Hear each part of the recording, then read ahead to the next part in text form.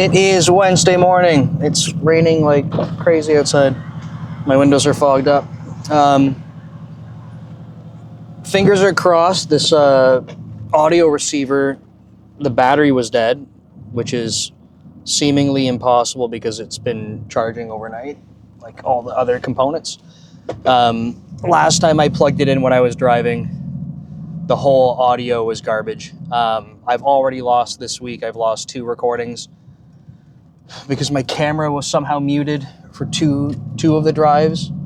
And then this one I might have to toss if it's all garbled, but I might as well talk about the topics. Worst case, it's practice. So I have, and maybe I'll start using this more. I have a profile on Topmate, and Topmate.io is like it's a thing where you can basically advertise like mentorship and coaching and that kind of stuff. But I signed up for it. I haven't really leveraged it a lot. I've done a little bit there, but I don't advertise it. Maybe it's a good way to get people to like submit ideas and stuff for this drive. Right now, there's I don't want to say like a steady stream, but there's a little bit coming in on comments and DMs and stuff that I can chat through. But perhaps as the channel grows and stuff, I can use Topmate for that. Now, full disclosure, Topmate, like it's you end up like as a creator, you offer paid for services, but I have it listed in my profile. Every single dollar that I make from Topmate, I'll be donating. So I think that might be a super cool opportunity that, say there's a lot of people submitting questions for these drives. If I can't get to all of them, that people are sending in DMs, if I prioritize the paid ones, then I can basically like just donate the money that comes in. I think that's kind of cool. It's a few bucks. So maybe we'll do that in the future. But for now, whatever, send me your stuff. So I wanted to talk about one of the DMs I got on there. And that's because I didn't realize that my profile was set to like offer like a free service, which is like priority DMs, which I don't know. I didn't realize my profile was set up like that. So it's kind of misleading to someone because none of my DMs are priority. I have a Discord community that I use for that because it's really difficult to make sure that I address everyone in a timely manner. Sorry, I got to turn left here, and this guy was going so slow. So like for me to offer priority DMs and not even realize that's a service I'm offering, I feel pretty bad for the person.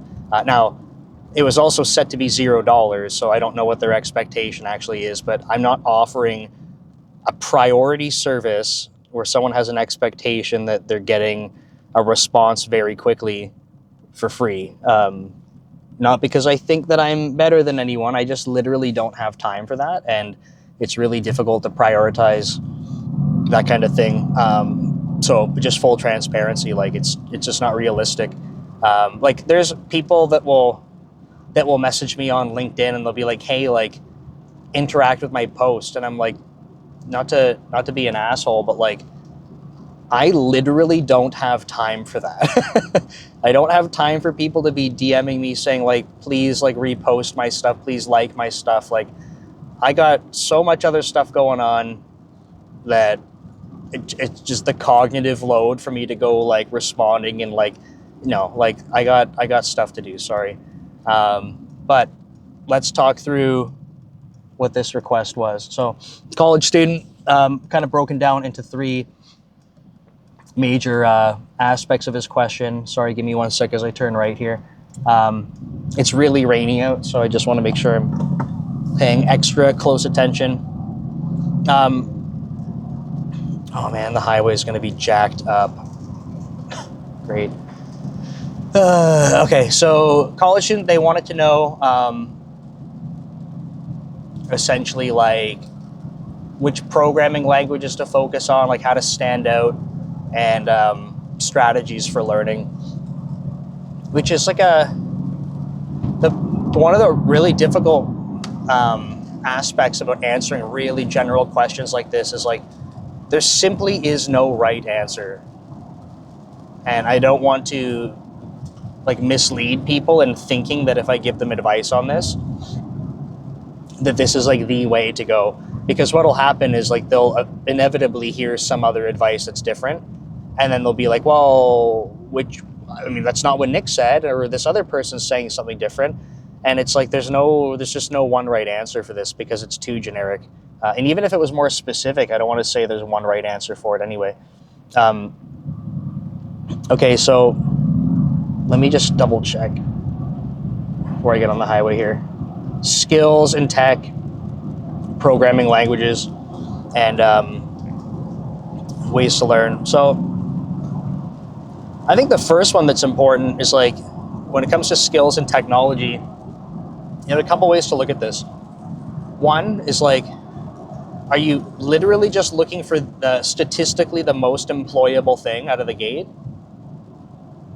If that's the case, like I don't know this person's goals at all, right? If that's purely the case, I don't have the stats in front of me, but I believe from talking with John Vandeveer of Latterly.io, there's like, despite how many front-end developers I see, like I feel like anecdotally what I view online from interactions, there's an overwhelming majority of new developers are front-end developers.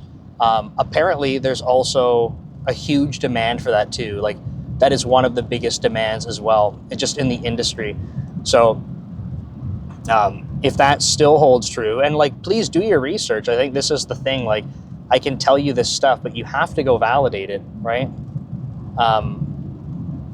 And things will change. Like you might be watching this a year after I record it, and who knows?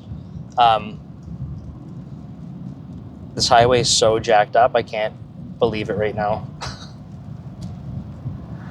So if that's the case and you're like just trying to go for maximum employability, like do your research, figure out what's the most in demand. You can go look for stats online on this kind of stuff. It's a good skill as a software engineer to be able to do this kind of research and do this analysis. But if that's your goal, that's what I would say, prioritize the technology areas that are the most, like, I think some people will see like, oh, AI, oh, blockchain, and like those might be very good, right? Those might be very good because they have high paying roles, but I also think that they're the most like in a bubble, for sure. Like, and you'll have lots of like startups that are like, hey, like we're a blockchain company, hey, we're an AI company, and like the likelihood of being burned on those things, I also think is very, very high. So I don't think there's any one right place, but maximum employability, probably some type of front end tech. If you're talking about domain and stuff, different story there too. The nice thing about software development is you can go into any industry essentially, because any industry will need some amount of digital representation, especially making sites and having things being digitized in terms of workflows. So if you're not purely looking for maximum employability, and I think this is maybe going to sound kind of weird, but I think like trying different things and then feeling out what you enjoy. And the reason I say that is because the reason I say it might be weird is because you might say, well, Nick, does that suggest it's not maximum employability? And like, maybe not hyper optimized for it out of the gate, but I can feel like I can say this with some confidence that if you focus on the things that you like and you get good at the things you like,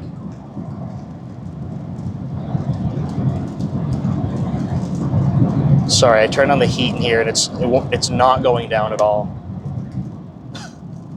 Oh my god, it was blasting hot air in my face, and like the fan wouldn't turn off. Felt like I was gonna die. If you start optimizing for the stuff you enjoy, then I think you're going to get better at it faster, and that gives you a competitive advantage over other people. So anyone, just to give you an example, someone might say, okay, front end development is maximum employability, especially in this domain, and you might say, well, I hate both of those things. I don't enjoy them. Someone else might say, I also hate both of those things, but someone told me that's the way to maximize it. If you instead find something that you enjoy doing, your learning will be much more effective and you will become better faster. And then I think that you can look for opportunities in that space in particular. So I think that you can build out this advantage by taking the opportunity to explore and kind of find the things you like. So I'm saying it might not be faster out of the gate per se, but I think that it leads to some interesting opportunities. So I think you have to balance those things out. In terms of languages, I talk about this a lot with people. There just is no best. There just isn't. It's the wrong question to ask. I know that I understand why people ask it. They're like, hey, I only got so much time. I want to optimize my career path. There isn't a best. And like, it's an unqualified question. And I don't mean the person asking it's unqualified, although arguably if you're not in the industry yet, you could say you're unqualified. But what I mean by that is like, there's not enough context added to the question. Best at what? Best to learn as a aspiring software developer that plans to do what? What kind of things are you going to build?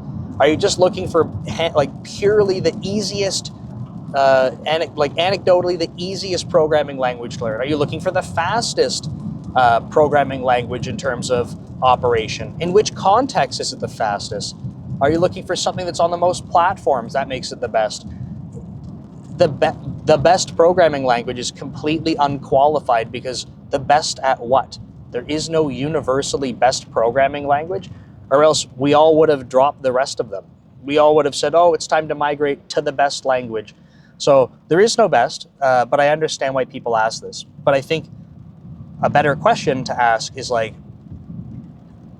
what is, even to say the best in this context doesn't make sense, but either the most popular or the, give me examples of the easiest languages to use, or most popular I think is probably a good one for like mobile development, right? And then, or for web development, then you might have people saying, well, obviously JavaScript, TypeScript, but you need to qualify it, right? You can't say what's the best language to use, because if you ask me that and you want my personal opinion, I like C# personally. I personally use C# for literally anything that I can. So much so that I realize that JavaScript and TypeScript is heavily used in front-end development, heavily.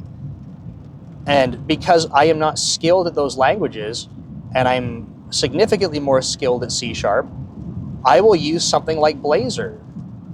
And I will use Blazor because I can use C# in Blazor.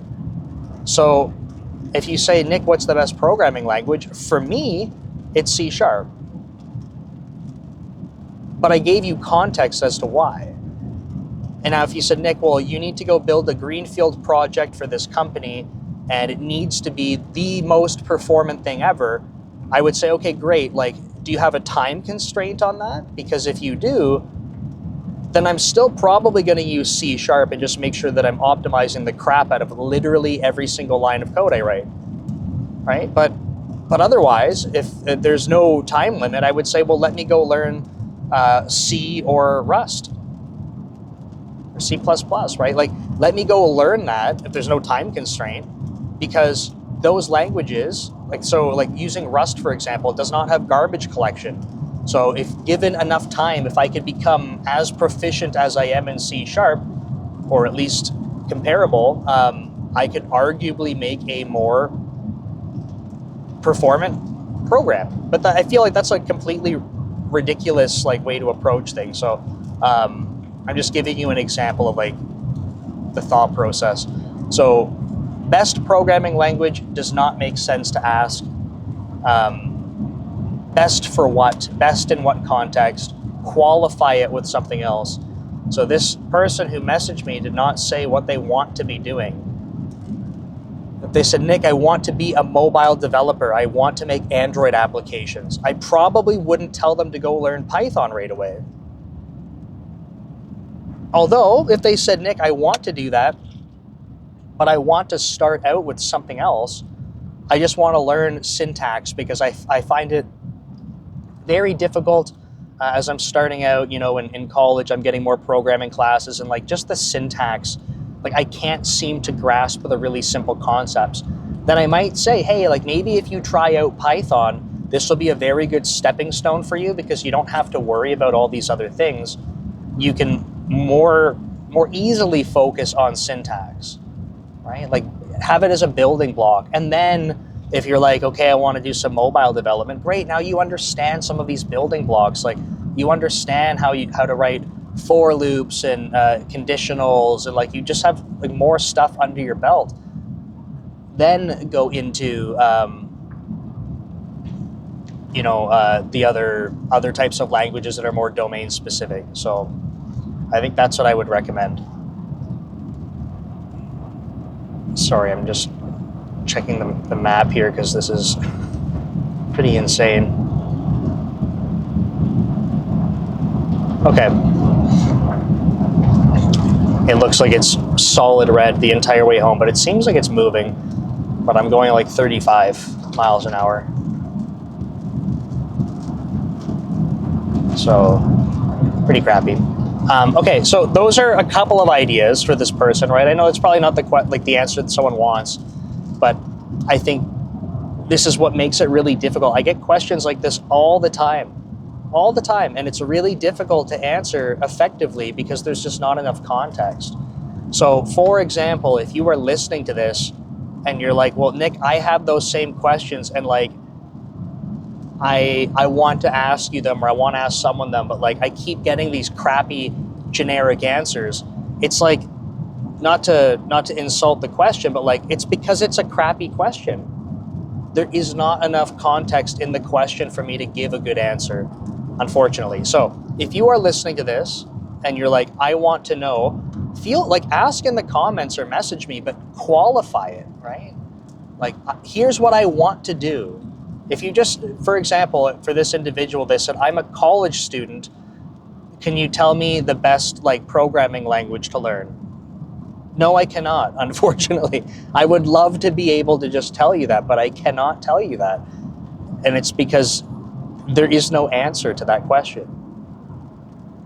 Right? Best for what? So feel free to, you can comment below, you can send me a message, but try to qualify what you're asking about, because without it, I have to give you generic answers, unfortunately. Otherwise, you're just getting my opinion, like my personal opinion. For Nick, what's the best programming language? C#. It's the best, because I like to use it, I'm effective at it. But it's not going to be the best for you, necessarily. So, last part of the question this person had, one sec. Last part they had was around strategies. And I've had a couple people on LinkedIn reach out for like call it like a coffee chat, or like they're also like college kids, and they're looking for like, not necessarily because I don't have capacity for it. I'm sure it's kind of in their interest to have like regular mentorship, but I've made it clear, like I don't have capacity, but I can do, for these individuals, did a couple of calls with them. And what's really fascinating to me is like, they're hyper concerned that like they're not doing enough, right? Like I need to stand out. They know it's competitive. And these students are like, one in particular, just to give you an example. So goes to the University of Waterloo. That's where I went as well. So at the University of Waterloo, you get 6 internships before you graduate your program. So you have 2 full years of work experience, which compared to many places is an insane advantage, because you graduate and on your resume, you have up to 6 jobs. You can go back to the same internship if they offered you to go back, but up to 6 jobs and 2 full years of work in industry. So already, just from going to that school, and it has a good reputation as like one of the best engineering schools in Canada for sure. People will argue best, again, I'm not qualified aside from engineering, but So they have a huge advantage already, okay? And then they go, but okay, like what about, so this, for this individual, they're participating in all these extracurricular things that are related to like software development, robotics, things like that. Like they're doing so much, and they're still coming to me going like, I'm nervous though. What else should I be doing? And I'm like, man, like you're doing more than like 99.9% of all people in this space. And I think, like, I don't think people like to hear this, but I think it's kind of the reality for not just like software engineering, but like anything that's competitive, right? Is like, let's back up for a second. Let's pretend software engineering wasn't competitive. Okay, so let's just assume you can go into I don't know, like for whatever level of education, right? You're like, okay, well, I just want to become a software developer, and you just go online and you can go apply to jobs, and like they're just readily available. Pass your interviews and stuff, but like the requirements are pretty low, not competitive. Like, how much effort would you put into that? The answer, like, realistically, the answer is probably not very much, because you don't have to. Okay, now switch out software developer in that example for any other job, right? So again, just make it up, right? So just for the sake of conversation, let's pretend that being a project manager, whether it's software or not, you're project manager at a construction company. Let's pretend that was not high requirements, not jobs readily available. You see tons of them online. You go apply, do your interviews, kind of pick the place you want to go. Like, how much work do you put into doing that if it's that straightforward to get the job? But again, the answer is probably next to none. Like, just the minimum that you'd need to pass your interview. Because if it seems like there's plenty of them available, the competition's low. So it's the complete opposite kind of perspective when things are competitive, right? So flip it completely on its head. The requirements that are posted for most jobs are high, and people don't like it. They'll say, like, boot camp grad should be factored in, self-taught should be factored in, because there's lots of great developers for that. And you're absolutely right. But if you were a company and you just needed to filter out more people, you just continue to raise the bar. I'm not saying that that's good or bad, but if you have 1,000 applications, it logically makes sense to get through the 1,000 applications that you would just find ways to raise the bar. Then you have fewer applications to go through. And the theory would be that since you raise the bar, you will find better candidates. I'm not saying this is always going to work out, but that's the logic behind it. So the requirements go up, and you still have tons of people applying. So what should you be doing? And the reason I don't think people like this is because it means more work, but the answer is more. The answer is more. So if you are doing a bunch of stuff to try and stand out, so you're building your side projects, you're doing what you're looking at tutorials online, like, these are all good things. Don't get me wrong. And I encourage that you go build things, right? 100%. But there's going to be, out of all of the applicants for these jobs, there's going to be some percentage that purely are applying based on, they're new to the industry, they did a boot camp, they went to school, whatever it happened to be, and they're applying. They haven't built anything yet, or they have no prior work experience in the industry, and they apply. So there's going to be a large percentage like that. Then you have another percentage of people that are like, no, I'm going to invest my time and I'm going to start building more things on the side to kind of get this practice. I'm creating the experiences for myself. So do you have that percentage of people? And then you have the people that are like, well, I'm going to be organizing meetups or going to meetups for like people that are trying to learn more. And like, so then there's a percentage of people doing these extra things. Like, there will always be people doing more. And again, you might not want to hear it because it sounds like it just means more work, but there is always people doing more. So if you want to remain competitive, I don't know how to say it any other way except like be doing more things. And you might say, Nick, I don't have time for that. And I get it. But like, you have the same number of hours in a day as anyone else. Right? So I'm not saying that it's what you have to do. I'm not saying you must go program 24 hours a day or else. I'm just saying that there will be other people that are prioritizing it more heavily. And that's outside of your control, like what they're doing. But there will be people doing that.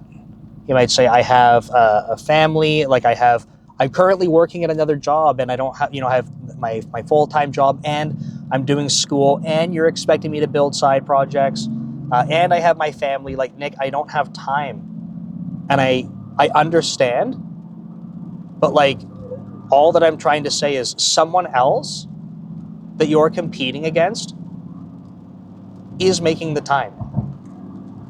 So when you find it's very competitive, like this is why other people are finding the time to go build things, to go practice more, to go have these other experiences.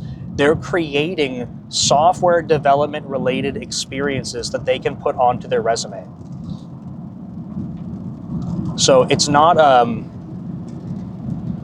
like if it sounds unfair, it's because like it is unfair.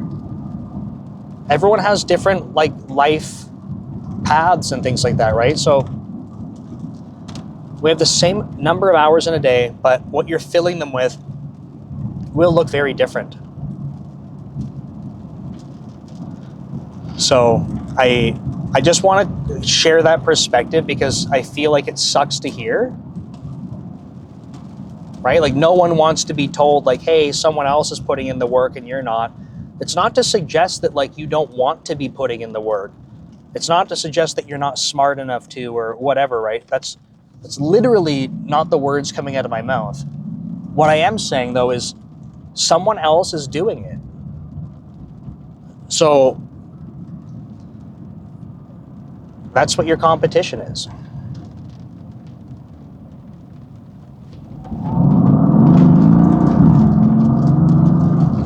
That intersection light was out.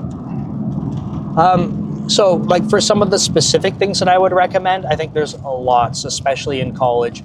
Go participate in hackathons. Go participate in, there's like a lot of like extracurricular stuff like robotics club or anything else that's related to building software for things. Like, please go do that if you can carve out the time for it. If you have the opportunity for internships, 100% do internships. Maybe there's something you can volunteer for building software for, so you're getting some of that experience. People will freak out about that advice too, and they'll say, well, you should be getting paid. Like, yeah, I agree you should be getting paid, but like, I don't know. If you can find that, great. If you can't, I don't know what to tell you. You can either not do it or do it, up to you. So, build projects on the side. Does not have to be a business. In fact, if you're just starting out, I think most people get paralyzed by this because they're like, I don't have a business idea. Most of us don't have business ideas. That's okay. That's not the goal. You don't need to have 1 million users or something. Just build stuff. Build stuff. If you get to a point where you can have something where you're like, hey, I'm going to get users for this, that's totally cool. You are going to be working up against a different set of skills when you're trying to market and sell something, though, just as a heads up. But a lot of really interesting and unique skills that come out of that. So, I'm home now. I hope that wasn't too frustrating to listen to, but, I just want to give you, man, I can't see anything. In my own driveway. I want to share, competition's out there. It's not just software, though. So if you feel like it's unfair for software developers, pick any industry that's got competition, right? But yeah, we'll chat soon.